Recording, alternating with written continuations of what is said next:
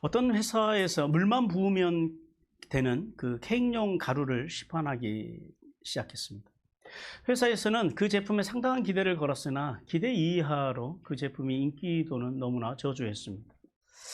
이에 고심하기 시작한 회사는 수많은 여론조사 끝에 드디어 그 원인을 알아냈습니다.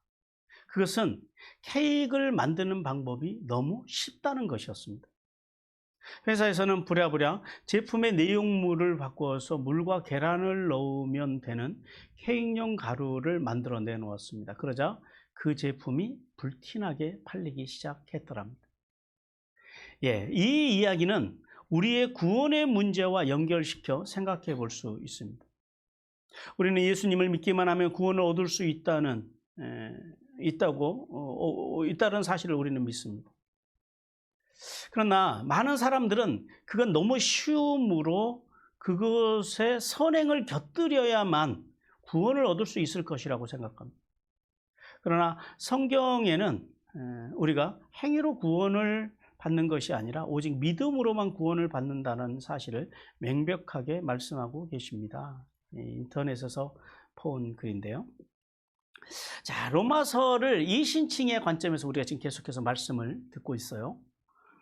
로마서를 이신칭의 관점에서 어떻게 나눌 수 있다고 해요? 서론과 본론과 결론으로 나눌 수 있다고 했어요. 서론은 1장 1절부터 17절까지가 서론이고요. 본론은 1장 18절부터 11장까지가 본론입니다. 그리고 결론은 12장에서 16장까지가 결론이 되겠습니다. 그래서 이 본론 부분이 중요한데, 본론 부분을 크게 두 부분으로 나눌 수가 있어요. 전반부와 후반부로 나눌 수가 있는데, 전반부는 어디까지예요? 1장 18절부터 8장까지, 8장 정확하게는 39절 마지막 절까지 인데, 이신칭의 은혜가 왜 인간에게 필요한지, 그리고 어떻게 주어졌는지, 그리고 어떤 효과와 결실을 맺는가에 대한 구원의 원리에 대한 말씀이 전반부예요. 한마디로 말해서 어떻게 구원받느냐라는 거예요. 그리고 이제 후반부인 9장 1절부터 11장 36절까지, 그러니까 9장, 10장, 11장에서는 믿음으로 구원받기에 실패한 이스라엘, 그 이스라엘의 과거와 현재와 미래를 통해서 이신칭의 진리가 언제 계시되었고, 그리고 이신칭의 원리에 의한 구속사가 어떻게 진행되는지 이스라엘의 역사를 통해서, 이스라엘을 통해서 우리에게 말씀을 하세요. 그래서 우리가 지금 이제 계속해서 말씀을 듣고 있는 이 전반부, 이 부분을 좀 더 세분해 보면 이 전반부에는 크게 세 가지 주제가 있다고 그랬어요. 첫째는 뭐예요? 죄와 심판에 대한 부분. 이제 그걸 통해서 왜 이신칭의 은혜가 필요하냐라는 거예요. 1장 18절부터 3장 20절까지가 죄와 심판에 대한 말씀이었어요. 그리고 이제 그 3장 21절부터 5장 21절까지, 5장 마지막 절까지가 칭의에 대한 부분입니다. 칭의가 무엇이냐라는 거예요. 그리고 이제 8장, 6장, 7장, 8장에서는요, 성화에 대한 부분, 의롭게 거듭난 우리가 어떻게 성화를 이룰 것이냐에 대한 말씀입니다. 이 세 가지 주제로 나눠져 있어요. 그래서 우리가 이제 서론을 지나서, 그리고 이제 본론의 전반부의 첫 번째 주제인 죄와 심판에 대해서 말씀을 드렸죠. 죄와 심판에 대해서 우리가 1장 18절부터 3장 20절까지 말씀하셨는데, 죄와 심판에 대해서 말씀하시면서 하나님께서 두 가지 관점에서 말씀하셨어요. 하나는 이방인의 죄. 이방인의 어떤 죄요? 불경건, 종교적인 불경건의 죄와 그 다음에 도덕적인 윤리적인 불신앙의 불신앙, 종교적인 불신앙의 죄와 그리고 불경건의 죄에 대해서 지적하셨어요. 그리고 그래서 그 죄의 결과로 그들에게 어떤 형벌이 내려졌다고? 이방인들에게 유기의 형벌이 내려졌다는, 유기. 그러니까 우리가 여러분 알아야 되는 게 뭐냐면은, 인간이 하나님 앞에서 당하는 그 저주, 인간이 하나님 앞에서 당하는 심판 중에 제일 무서운 심판이 뭐라고요? 저주라는 걸 알아요. 죄를 져도 아무 일이 안 일어나요. 나쁜 짓을 해도 아무 일이 일어나. 근데 우리는 그런 사람들 보면 뭐라 그래요? 아니, 하나님 살아계시는 건 맞아. 예, 그게 하나님이 살아계신 증거예요. 유기입니다. 세상에서 제일 무서운 하나님의 징벌이 유기죄예요. 근데 이방인들에게 그 유기의 형벌이 내려졌다는 거예요. 하나님 앞에서 유기의 형벌을 받는 사람들 중에서 그 사람들에게서 죄악의 형태로 가장 먼저 나타나는 죄가 뭐라고요? 타락한 인간에서 가장 먼저 일어나는 죄의 형태. 예, 성적인 타락. 그래서 그 유기의 죄와 성적인 타락에 대해서 말씀하고, 그리고 도덕적 죄의 목록 21가지를 말씀을 해요. 그리고 그 결과로 주어지는 최종적으로 유기의 형벌이 그럼 뭘로 끝난다고요? 그래도 유기의 형벌을 통해서 끝까지 돌아오지 않으면 죽음의 형벌로 끝나는 거예요. 이제 거기에 대해서 말씀하셨고요. 이방인들의 죄. 그리고 이제 2장 1절부터 3장 8절까지는 유대인들의 죄에 대한 말씀이에요. 유대인들의 첫 번째 죄가 뭐였어요? 우리가 제일 많이 하는 죄. 이 교회 다니는 사람들이, 예수 믿는 사람들이 판단하는 죄. 남을 판단하고 정죄하는 죄. 유대인들이 이방인들을 함부로 판단하고 정죄하는 죄에 대해서 2장 1절부터 3장 8절까지 이제 말씀을 하셨어요. 그리고 이제 3장 9절부터 20장까지는요. 20절까지는 율법을 받은 유대인이나 할례나 율법을 받지 못한 이방인이나 모두가 하나님 앞에서 누구라고요? 죄인이라는 거예요. 여기에 대해서 이제 말씀을 했어요. 여기가 이제 죄와 심판에 대한 말씀이에요. 여기까지가.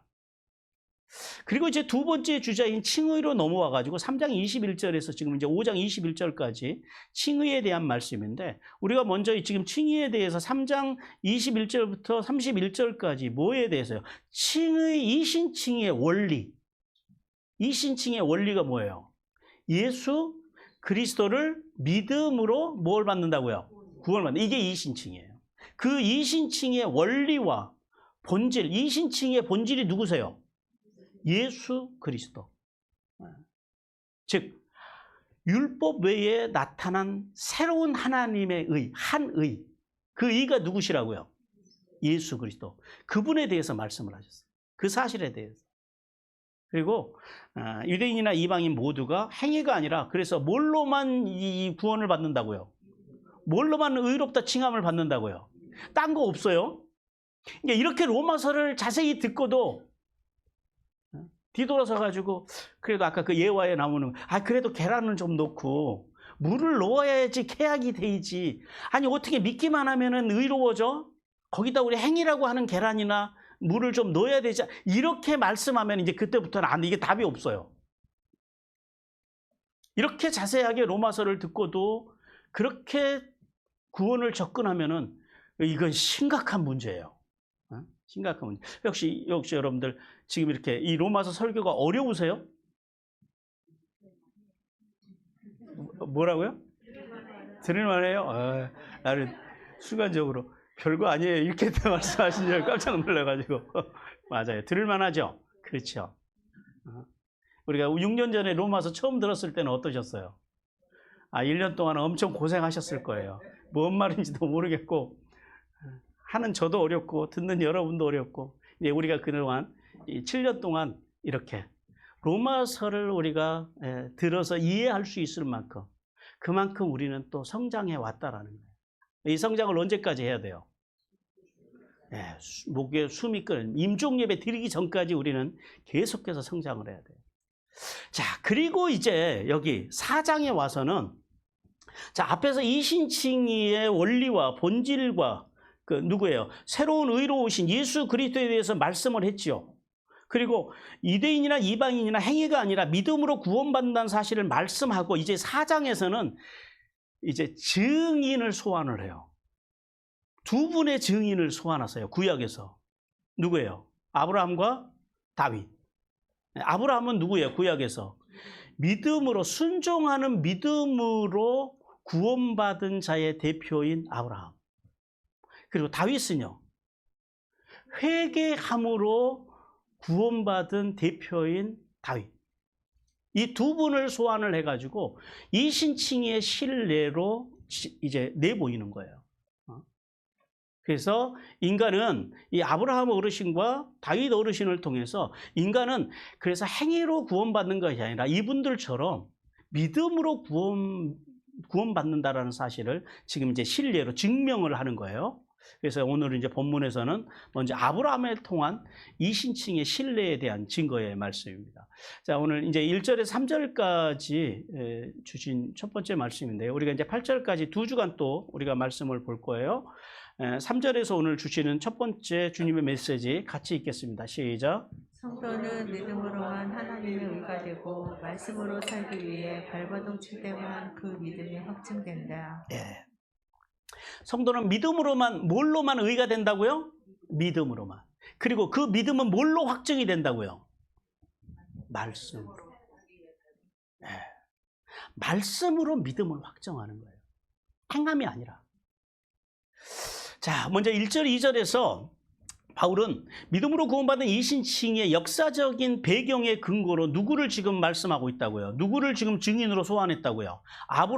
아브라함의 신뢰를 말씀하면서 민족의 조상인 아브라함조차도 하나님의 의가 된 것에 대해서 조금도 자랑할 것이 없었음에 대해서 1절에서 이제 질문 형식으로 말씀을 해요. 오늘 여기 1절 말씀을 보세요. 1절 말씀에서 바울이 그러죠. 육신으로 우리 조상인 아브라함이 무엇을 얻었느냐라고 질문을 해요. 여기서 육신이라고 하는 것은 우리의 이렇게 몸, 보여지는 몸, 이 육신이 아니고, 원래는 여기가 이제 육신, 의로라고 하는 말이 헬라어로 카타예요. 육신을 따라서 이런 말이에요. 직역하면 육신을 따라서인데, 여기서는 그 이제 우리의 몸으로서의 그 육신이 아니라 유대인들이 구원의 원리로 자랑하는 뭐예요? 행위. 율법적인 행위. 그 행위와 율법을 의미해요. 즉, 조상 아브라함이 율법적인 행위로 얻은 것이 무엇이냐 이런 질문이에요. 얻은 것이 있느냐라는 질문이에요. 여기서 얻다라고 하는 말은 헬라어로 휘레케나이라고 그래요. 발견해. 뭘 발견했느냐 이런 말이에요. 발견하다라는 의미예요. 자, 바울이 앞에서 말씀한 바와 같이 인간이 의롭게 되는 것은 유대인이라고 하는 어떤 특권이나 율법의 행위가 아니라 뭘로 된다고요? 믿음. 이걸 아주 그냥 우리가 귀에다 딱 못을 박아야 돼요. 믿음으로 된다는 사실에 대해서 말씀하고, 민족의 조사인 아브라함에게서 그가 하나님의 의, 왜냐하면 유대인들이 가장 존경하는 인물이 바로 이 아브라함이거든요. 이 아브라함의 후손이라고 하는 자부심으로 유대인들은 아주 똘똘 뭉쳐서 지금도 살아가거든요. 그런데 너희가 그렇게 존경에 맞지 않는 민족의 조상인 아브라함에게서 하나님의 의가 될 만한 인간적인 어떤 윤리적인 종교적인 행위를 발견한 적이 있느냐? 발견했느냐? 뭐 이런 질문이에요. 1절은. 자, 2절은 그 1절의 질문에 대해서 2절이 뭘로 시작을 해요? 보니까 만일로 시작합니다. 만일. 이게 이제 조건문인데, 이 만일이라고 하는 조건문으로 시작하면서 아브라함이 율법적인 행위로서 의롭게 되었다면 이렇게 시작해요.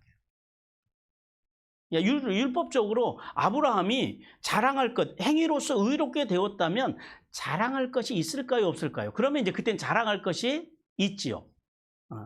그런데 아브라함이 자랑했다고요, 안 했다고요? 안 했다고요. 아브라함이 자신의 어떤 그런 이제 율법적인 행위를 자랑하지 않았다라는 거예요. 하나님 앞에서 자랑할 것이 그가 없었다라는 거예요. 여기서 이제 행위라고 하는 것은 그거예요. 아브라함이 공로로 하나님 앞에서 내세울 만한, 하나님 나 이거 잘했지요. 그러니까 나한테 구원을 주세요. 나한테 의를 주세요. 라고 하는 내세울 만한 행위를 여기서 그런 행위를 성경에서 행위라고 그래요. 근데 바울이 이렇게 1절과 2절을 통해서 이렇게 지금 말씀을 전하는 이유가 있어요. 당시 그 유대교, 먼저 바울이 어디 출신이에요? 원래 바리새파 출신이잖아요. 유대교의 정통한 인물이란 말이에요. 그런데 당시 그 유대교의 랍비들의 문헌을 보면은 아브라함에 대해서 그렇게 설명을 해놨어요. 그렇게 말씀을 기록해놨어요. 아브라함은 3살 때부터 하나님을 섬겼대요. 이게 이제 전설에 의하면 이런 거예요. 이게 성경이 아니라 유대인들의 그 랍비들이 보는 그 기록물에 보면은 3살부터 아브라함이 하나님을 섬겼고 또 하나님께서 율법을 주시기도 전에 율법은 언제 와요? 아브라함으로부터 500년 후에 오잖아요. 근데 500년 후에 올 율법을 아브라함이 미리 알고 그것을 지켰다라는 거예요. 그 율법을 행함으로 그가 의롭다함을 받았다라는 거예요. 그리고 또 유대교에서는 유대교도 구약 성경을 이제 정경으로 보잖아요. 그래서 창세기 유대교에서는 창세기 15장 6절을 요 맥락에서 이해를 해요. 우리는 이 말씀을 아브라함의 우리가 이신칭의의 근거로 보잖아요. 우리는. 근데 이 유대교는 이 말씀을 어떻게 해석하냐면은 앞에서 말씀드린 그런 관점. 아브라함이 3세 때부터 하나님을 믿었고 그리고 500년 후에 올 율법을 미리 예비적으로 그가 지켰고 그래서 하나님께서 그런 아브라함을 보시고 그러니까 아브라함이 여호와를 믿음의가 아니라 그의 그 믿음의 정성 믿음의 율법 믿음의 공로를 보시고 하나님께서 그것을 보시고 아브라함을 의로 여기셨다는 그런 관점으로 본다라는 거예요. 그래서 이 말씀이 나오는 거예요. 이해가 가시죠? 유대인들은 이 말씀을 아브라함이 믿음으로 의롭게 그냥 단지 믿음으로 의롭게 된 것이 아니라 3살서부터 예수님 하나님을 믿었고 그리고 율법을 미리 행했고 그런 믿음의 공로를 보시고 하나님께서 아브라함을 뭘로 여기셨다고요? 의롭. 그러니까 우리가 아는 이 말씀과 전혀 다른 각도로 해석을 하잖아요. 근데 왜 이 사람들이 이렇게 해석하는지 이제 조금 이따 한번 또 살펴보시고요. 그래서 바울은 이런 유대인들의 그러니까 유대인들의 그런 주장대로라면 주장대로 만일 아브라함이 진짜로 행위 즉 율법을 행함으로 의롭게 되었다면 지금 그런 말씀이에요. 2절이 그랬다면 그가 하나님 앞에서 자랑할 것이 있었을까요? 없었을까요? 있었을 것이라는 거예요. 그러나 아브라함이 구약 성경 어디를 뒤져봐도 창세기를 우리가 다 뒤져봐도 말씀을 공부해봐도 우리가 이제 창세기를 1장 1절부터 50장까지 다 우리가 말씀을 드렸잖아요. 아브라함이 그 안에서 자신의 행위에 관해서 자랑한 것이 있었어요? 없었어요? 이 말씀을 하는 거예요 지금. 아브라함은 만일 자기가 자랑할 것이 있었으면 하나님 앞에서 요만큼이라도 자랑했겠죠. 그러나 아브라함은 절대 자랑하지 않았다라는 거예요. 그가 하나님 앞에서 행위를 자랑하는 오류를 아브라함은 범한 적이 없다라는 거예요. 오직 뭘로 살았다고요? 믿음으로. 이 말씀을 하는 거예요. 성도 여러분, 아브라함이 육신으로 즉 율법의 행위를 자랑하지 않았다라는 이 말씀을 통해서 하나님께서 오늘 우리에게 이렇게 교훈하십니다. 같이 읽겠습니다. 시작. 인간적인 조건으로 하나님의 인정을 받으려는 생각은 대단한 착각이다. 여러분, 아브라함이 누구예요? 아브라함이 아담으로부터 정확하게 20대 손이에요. 아브라함의 직계예요. 왜 그러냐면 노아로부터는 10대 손이거든요. 정확하게.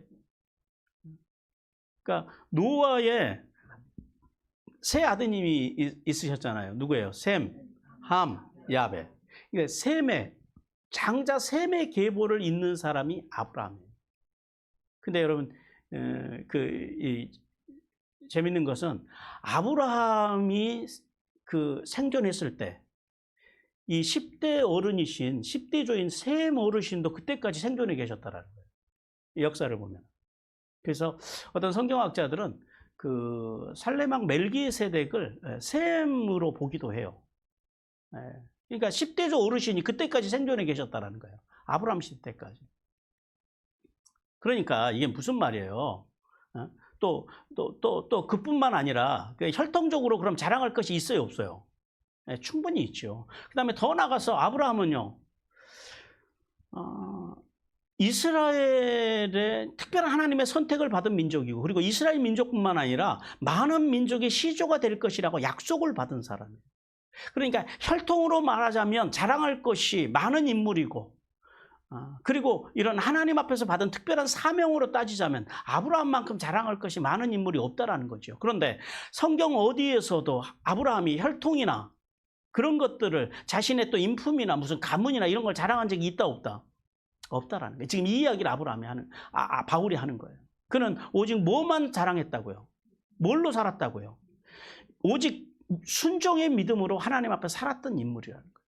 그 다음에 이 지금 로마서를 기록하고 있는 바울은 어떠세요? 우리가 이미 아는 대로 당시 유대인들 가운데서 인간적인 혈통이나 바울이 누구의 후손이에요? 베냐민 지파 사람이에요. 왕가 출신이에요. 왕가. 사울의 왕가.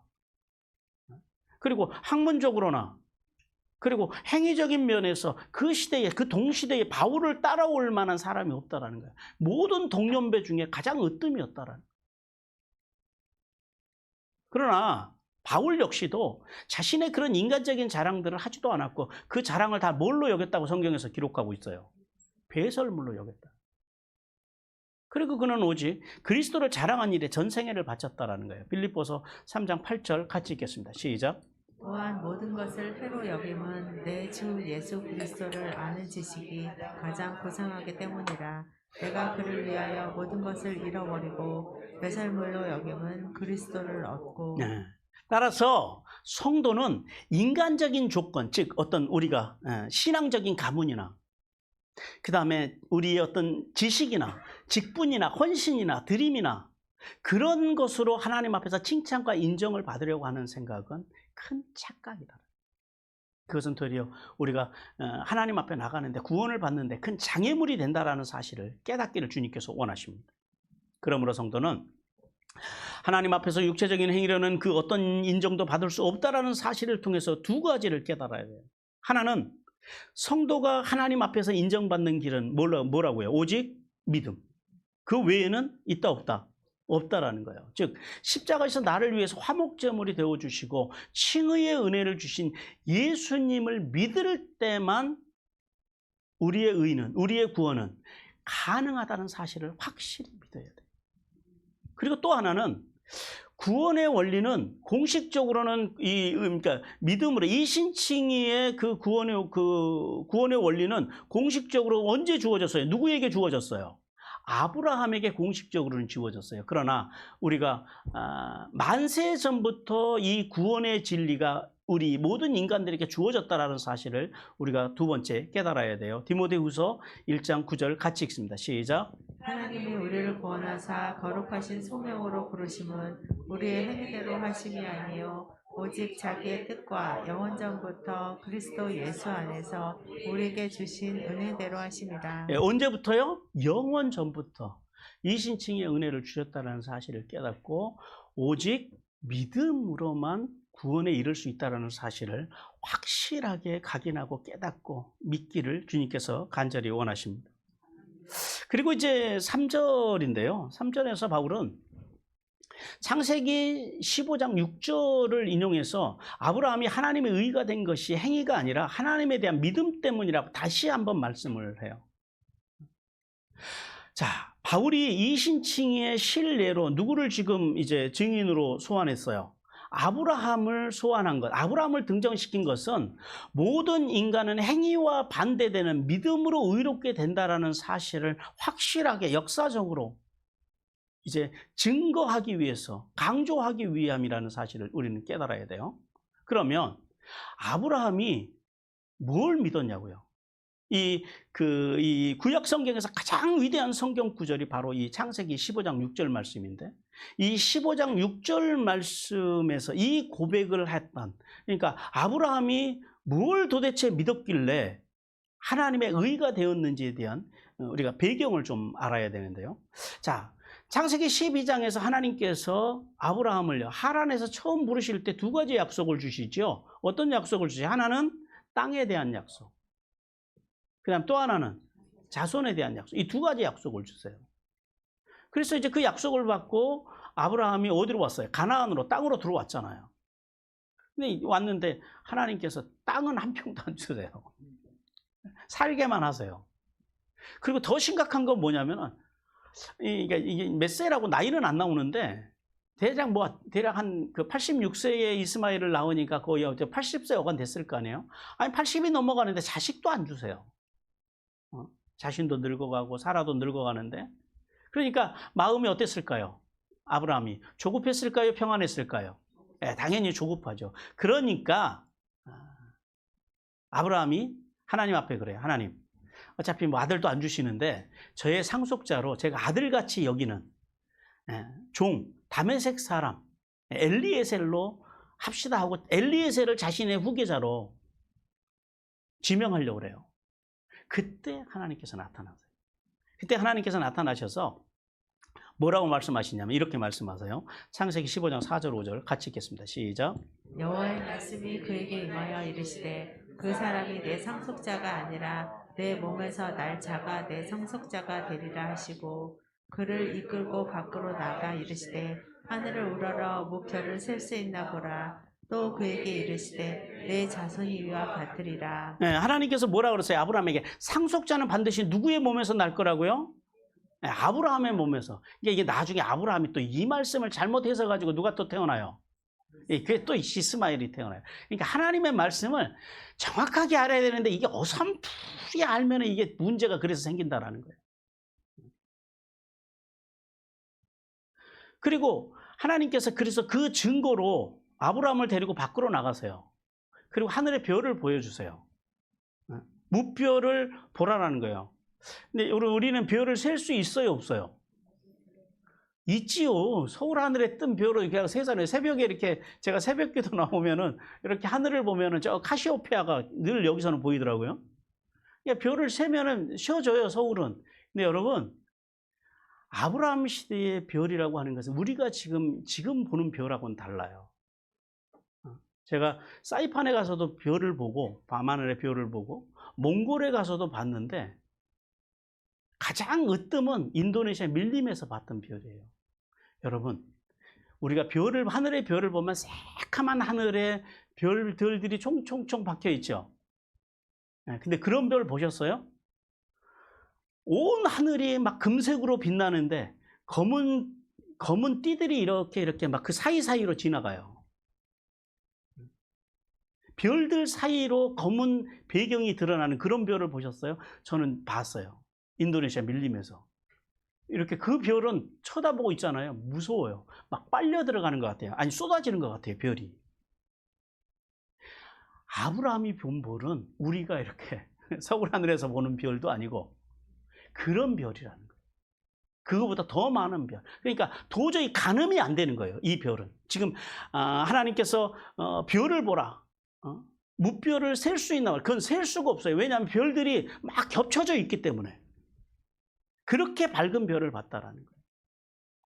자, 그때 하나님께서 그 말씀에 아브라함이 어떻게 했다고요? 그 말씀을 믿었다고요. 아브라함은 현실적으로 자신이나 아내가 나이가 들어서 늙어감에도 불구하고 하나님께서 그 별을 보여주시면서 네 자손이 저렇게 많아질 거야, 별과 같이 빛날 거야 라고 하나님께서 약속하셨을 때 그 약속을, 그 하나님의 말씀을 어떻게 했다고요? 그가 확고하게 믿었다라는 거예요. 그 믿음을 보시고 하나님께서 아브라함을 뭘로 여기셨다고요? 의로 여기셨다. 믿음 때문에. 그런데 이 말씀을 유대 랍비들은 어떻게 해석을 하냐면 아브라함이 3살 때부터 하나님을 믿고, 이게 전설 따라 삼천리라고 그랬어요. 3살 때부터 하나님을 믿고, 그리고 아직도 500년 후에 기록된 율법을 준수하면서 그 믿음의 행위를 보시고 하나님께서 아브라함을 의로 이렇게 해석을 해버린 거예요. 이런 유대 전승을 잘 알고 있었던 바울은 유대인들의 이런 잘못된 성경 해석에 대하여 질문을 하는, 이 질문을 통해서 1절과 2절을 통해서, 그리고 오늘 여기 3절 말씀을 통해서 아브라함이 어떤 행위로 하나님의 의가 된 것이 아니라 하나님의 약속에 대한 뭐 때문에? 믿음 때문에. 그 믿음 때문에 하나님의 의로 여겨진 바 되었다라고 강력하게 말씀을 하고 있다는 거예요. 오늘 여기 그 3절에서 여겨진 바 되었느니라 그러잖아요. 직역하면 이렇게 돼요. 그렇게 평가해 주셨다라는, 이게 무슨 말씀이냐면 아브라함이 그 하나님의 말씀을 믿을 때 그가 하나님의 의가 될 만큼 인격이 확 성장했다, 성장하지 않았다? 성장하지 않았다라는 거예요. 그의 인격이 그 하나님의 말씀을 믿었다 그래서 인격이 확 성장한 것은 아니라 뭐 믿어도 똑같죠. 똑같은 상태에 있었지만은 그 믿음의 고백을 보시고 그 믿음을 보시고 하나님께서 아브라함을 뭘로 여기셨다고요? 신분적으로 의롭게 바꿔주셨다. 이게 칭의예요. 칭의는 인격의 변화가 아니라 뭐의 변화예요? 그냥 신분의 변화예요. 신분의 변화, 위치의 변화예요. 우리가 그걸 알아야 돼요. 그러니까 자꾸 교회 다니면서 왜 교회를 다니는데 왜 그렇게 못 사세요? 아니 그렇게 살 것 같으면 뭐 교회를 뭘 다니겠어요. 그러니까 그런 변화가 아니에요. 그러니까 예수를 믿는다 그래서 사람이 절대 하루아침에 무슨 고백을 했다 그래서 변하는 거예요. 그러니까 간증은 여러분 인격이 아니에요. 말이지, 고백이지. 그러니까 그래서 간증하는 걸 두려워하지 마시고 또 간증을 듣고 그걸 가지고 왜 간증대로 못 살아라고 공격하는 이런 어리석음을 우리는 범하지 말아야 돼요. 하나님께서 아브라함을 의로 여긴 바 되었다. 그래서 이제 다시 정리해 보면 그렇게 되는 거죠. 그것이 그에게 의로 여겨진 바 되었느니라 라는 이 말씀은 선한 믿음의 결과로 의로워졌다라는 것이 아니라 그리고 그가 그 고백을 했다 그래서 그냥 막 인격이 엄청나게 높아져 가지고 사람이 변화됐다라는 말씀이 아니라 그의 그 믿음을 보시고 믿음의 고백을 보시고 누가? 하나님이 그를 의로운 자라고 어떻게 하셨다고요? 칭해 주셨다라는 이런 의미. 자, 성도 여러분, 하나님께서는 성경이 무엇을 말하느냐라고 하는 이 3절 말씀을 통해서 오늘 우리에게 이렇게 교훈하십니다. 같이 읽겠습니다. 시작. 성경만이 유일한 판단 기준이다. 하나님께서는 성도들이 아무리 하나님의 이름을 불러도 그리고 성경을 많이 읽어도 바르게 알지 못하면 결국 유대인처럼 구원에 이를 수도 없다라고 주님께서 말씀을 하세요. 여러분 유대인들은 성경을 정말 많이 읽는 사람들이에요. 읽는 사람들 수준이 아니라 유대인들은 아예 성경을 통째로 외워버리는 사람들이에요. 이 유대인들이 전에 성경책으로 이렇게 기록되기 전까지는 유대인들은 신명기서의 말씀을 따라서 가정에서 아버지가 자녀들에게 말로 구전으로 자녀들에게 말씀을 전하고 그리고 스승이 제자에게 말씀을 전하고 그리고 조상들의 역사를 교육을 했어요. 신명기 6장 6절 7절 같이 읽겠습니다. 시작.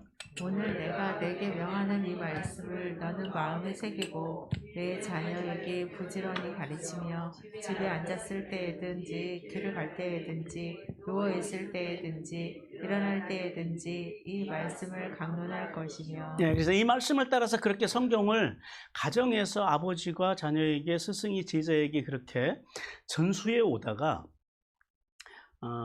이 유대인들이 언제부터 성경을 이제 조직적으로 체계적으로 교육적으로 접근하게 되냐면 제2성전이 지어지면서 그러니까 스룹바벨 그러니까 바벨론의 포로로 끌려가잖아요. 그리고 70년 만에 돌아와서 스룹바벨이 제2성전을 세워요. 그리고 이제 느헤미야가 와가지고 그 퇴락한 무너진 성벽을 세우고 그리고 학사 에스라가 와서 하나님의 말씀을 회복을 시켜요. 그러면서부터 회당을 중심으로 본격적으로 이스라엘 민족들이 성경 교육을 시작을 해요. 자녀들에게. 그래서 그 전통이 지금까지 와요. 전통 유대인 유대인들은 만 3세가 되면 히브리어를 배우기 시작해요. 알파벳을 가르쳐요. 3세가 되면 만으로. 그리고 만 4세 무렵이 되면은 이제 토라, 즉 토라라고 뭐냐면 모세 오경을 말하는 거예요. 창세기, 출애굽기, 레위기, 민수기, 신명기. 이것을 하루에 3시간씩 자녀들에게 암송을 시켜요. 지금도 그래요. 지금도 전통 유대인들은 하루에 3시간씩 아이들을 앉혀놓고 성경을 읽게 하면서 성경을 암송시키는 일을 해요. 언제까지요? 만 13세가 되기 전까지. 왜 만 13 되냐면은 만 13세가 되면 유대인들은 성일식을 아주 성대하게 치러요. 그 전까지 아이들이 모세 오경을 다 외우게 해요. 그리고 근데 대략 한 10살 정도, 만 10세 정도가 되잖아요. 그럼 대체로 유대인 아이들은 토라, 이 모세 오경을 여러분 놀라지 마시고 5번 정도를 공부한답니다. 그러니까 계속 왔다 갔다 하는 거예요. 그 사이에 모세 오경이 다 외워진다라는 거죠. 그런데 문제가 있어요. 이렇게 성경을 많이 공부하고 애우는 이 사람들인데, 이 사람들이 왜 근데 성경이 무지할까요? 성경의 내용을 몰라서 무지한 것이 아니라 성경을 모른다고 하는 것은 성경 속에 있는 하나님의 뜻을 몰라서 무지한다는 거예요. 왜 유대인들이 성경에 대해서 그렇게 무지해졌을까요? 이렇게 성경의 박사들이. 두 가지 문제가 있어요. 하나는 이 유대인들의 문제는 뭐냐면 성경 말씀을 문자적으로만 해석한다라는 거예요. 역사적으로만 해석한다라는 거예요. 즉, 그 말씀 속에 담겨 있는 하나님의 뜻, 하나님의 말씀의 정신은 그들은 저버렸다라는 거예요. 그리고 문자적으로만 해석하는 오류를 보며요. 그리고 또 한 가지의 오류가 뭐냐면은 이제 이게 역사를 오면서 그 말씀을 가지고 많은 그 설교들, 많은 강론들이 있을 거 아니에요. 그걸 뭐라고 하냐면은 그걸 미슈나라고 그래요. 어떤 유명한 스승이 이제 그 어떤 본문을 가지고 설교를 해요. 그걸 이제 미슈나라고 하고, 그리고 그 미슈나, 그 본문에 대해서 후대의 또 랍비들이 거기다가 또 이렇게 토를 달아요. 주석을 해요. 이걸 게마라라고 그래요. 그리고 이 미슈나와 게마라가 합쳐진 것을 뭐라고 하냐면 이걸 탈무드라고 그러는 거예요. 이게 그러니까 한 5세기에 그 팔레스타인, 이 예루살렘 탈무드가 나오고요. 그리고 한 7세기 경에 가면은 바벨론 탈무드가 나와요. 탈무드가 한 권이 아니에요. 한 종류가 아니라 두 종류예요, 크게. 예루살렘 버전이 있고, 그다음 저쪽 바벨론 버전이 있어요. 그러니까 이 미슈나와 게마라를 합친 거예요. 그러니까 미슈나가 한 가운데 있고, 그 이렇게 뺑 돌아가면서 사각형으로 그런 여러 유명한 랍비들이 여기에 대해서 주석을 단 것, 이걸 게마라라고 그래요. 그런데 지금 문제는 그거예요. 그렇게 말씀을 연구하고 공부하는 것까지는 좋아요. 그런데 후대에 와가지고 모세오경, 창세기, 출애굽기, 레위기, 민수기, 신명기, 그 하나님의 말씀 토라, 그 본문 자체, 텍스트 자체는 이 사람들이 치워버린 거예요. 그거보다도 어디에 집중했냐면은 이 미슈나와 게마라에 집중하는 거예요. 그러니까 해석에만 집중하는 거예요. 본문에서 하나님께서 무엇을 말씀하셨는지에 관심 있는 것이 아니라 이것을 오늘날 우리가 살아가는 해석에만 집중을 하고, 그리고 이걸 가지고 어떻게 살 것인가만 집중했다라는 거예요. 쉽게 말하면 이런 거죠. 안식일을 거룩하게 지키라 그러잖아요. 그러니까 안식일에 거룩하게 지키기 위해서 이 사람들이 뭘 해요? 그 안식일에 일을 하지 말아야 되잖아요. 안식일에 일하면 안 돼. 그럼 일의 기준을 어디까지 볼 거냐? 하다못해 전기 스위치 끄는 것도 일로 본 거예요. 그래서 안식일 날 실수로 안식일 되기 전에 불을 못 껐어요. 그러면 자기가 불을 안 꺼. 옆에 사는 이방인 사람들을 불러다가 당신이 좋아서 꺼달라. 왜? 일을 하면 안 되니까. 그리고 안식일 날은 5리 이상 가면 안 돼. 이게 일이 돼요. 그러니까 유대인들은요, 지금도 이사를 할 때 안식일에 5리 이상 가지 않게 하기 위해서 그 회당을 중심으로 2km 안에 들어와 살아요. 2km 안에. 지금도. 그런데 근데 안식일을 10리를 가야 돼. 그럼 어떻게 해요? 전날 5리를 가요. 그리고 그 다음에 이런 데만 몰두해서 살았다라는 거예요. 그들이 모세오경은 달달달 외웠지만은 그러나 그 말씀의 본질이 아니라 이런 미슈나나 그것을 해석한 게마라나 이런 것들, 이걸 이제 예수님께서는 이 전통이라고 그래요. 장로들의 유전이라고 그래요. 거기에만 몰두하고 사는 그런 오류를 범했다라는 거예요. 그래서 예수님께서는 그 유대인들을 향해서 이렇게 하셨어요. 마가복음 7장 9절 같이 읽겠습니다. 시작. 또 이르시되 너희가 너희 전통을 지키려고 하나님의 계명을 잘 저버리는도다. 네. 그들은 그들의 전통, 그런 미슈나와 게마라를 지키기 위해서, 그러니까 613가지의 율법을 지키기 위해서 정작 중요한 텍스트, 본문 말씀만 버렸다라는 거예요. 오늘날 이게 똑같아요. 우리 한국교회도. 본문은 여기 읽어놓고, 그런 설교 들어보셨죠? 본문은 분명히 여기를 읽었는데 설교는 이거 아무 상관이 없는 막 무슨 이상한 말만 하고 설교 끝하고 끝나요. 이런 거를 이야기하는 거예요. 그런 오류에 빠졌다라는 거예요. 그래서 그들은 결과적으로 하나님의 말씀에 대한 무지와 오해에 빠지게 되어서 마치 오늘날 유대교는요, 거대한 이단 집단과 같은 그런 처지에 전락해버렸다. 우리 마태복음 22장 29절 같이 읽겠습니다. 시작. 예수께서 대답하여 이르시되 너희가 성경도 하나님의 능력도 알지 못하는 거로 오해하였도다. 예, 그들이 어떻게 성경을 몰라요? 모세오경을 외우는 사람들인데. 근데 예수님이 그러잖아요. 너희가 성경도 모르고 하나님의 능력도 모르고 오해하였다라는. 뭐 때문에? 텍스트, 본질에 관심이 없기 때문에. 왜 이들만 그런 건 아니죠. 중세 로마 가톨릭 시대는 우리는 뭐라 그래요? 중세 시대를 종교적인 암흑기라 그래요. 여러분, 화려한 성당에서, 여러분 유럽 가보신 분들은요, 유럽의 성당에 가면요 숨이 막힙니다. 유럽 성당 가서 예배드리다가 우리 교회 와서 예배드리면은 전혀 이게 예배의 느낌이 안 날 정도로 정말 화려해요.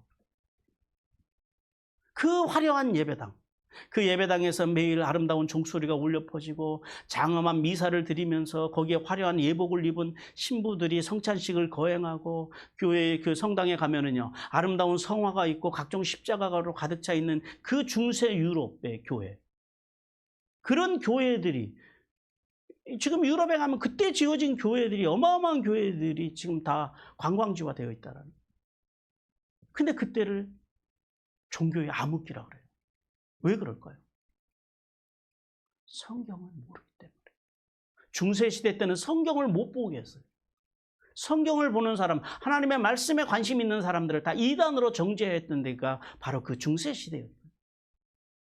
중세시대의 교회들은, 이 성당들은 하나님의 말씀인 성경을 라틴어로 번역해가지고, 꽁꽁 숨겨놓고 신부들만 봐요. 오로지 미사나 어떤 성화들, 그림들, 그 다음에 조형물들, 그런 것들을 통해서, 종교적인 상징물들을 통해서 교황이나 종교 지도자들의 인간의 권위만 높이려고 했다라는. 그래서 하나님께서 누구를 보내주셨어요? 마틴 루터를 보내주신 거예요. 마틴 루터나 치빙글린이나 깔뱅이나 이런 어른들을 보내주셔서, 그런 이분들이 다 신학자들이에요. 목회자들이 아니에요. 하나님의 말씀을 연구하는 신학자들을 통해서 종교개혁을 일으키시고, 그리고 이 땅 위에 500년 전에 말씀의 빛을 우리에게 돌려주셨다는. 그런데 오늘날 교회를 다니는 많은 성도들, 성경이 우리 손에 들렸음에도 불구하고 하나님의 말씀을 잘 읽는다 안 읽는다? 하나님의 말씀을 잘 안 읽어요. 그리고 교회에서 성경 공부하자 그러면요 너무 낯설어요. 이게 심각하다라는 거죠. 그리고 바깥에 가서도 다른 교회 다니는 분들한테 성경 공부에 대해서 이야기하면 뭐라고 물어봐요? 신천지 아니냐 그래요. 그러니까 교회들이 얼마나 성경 공부를 안 하는지를 단적으로 보여주는 사례라는 거예요. 이단들이 되려 성경 공부를 해요. 여러분, 이단에 빠진 사람들은, 성경에 관심이 많은 사람들이 이단에 빠져요. 어쩌면 우리는 성경에 별로 관심이 적어서 이단에 안 빠졌을 수도 있어요.